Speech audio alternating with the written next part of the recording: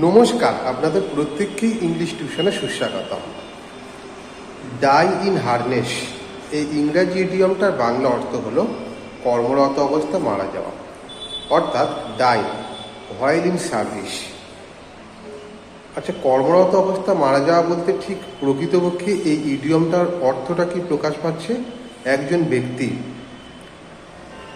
তার কাজ বা কর্মজীবন বা চাকরি থেকে অবসর নেওয়া, অর্থাৎ রিটায়ারমেন্টের আগেই তার মৃত্যু ঘটেছে, এই রকম বোঝানোর জন্যই ডাই ইন হারনেস এই ইডিয়মটা ব্যবহার করা হয়। এর একটা উদাহরণ হলো শি ডাইড ইন হারনেস, মানে সে কর্মরত অবস্থায় মারা গিয়েছেন।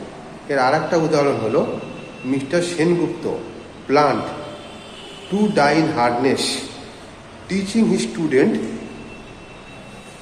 Till he could. Mister Sengupta পরিকল্পনা নিয়েছেন যে তার ছাত্রদের যতদিন সম্ভব পড়িয়ে যাবেন বা তার মৃত্যুর আগে পর্যন্ত তাদেরকে তিনি শিক্ষা দিয়ে যাবেন। ধন্যবাদ।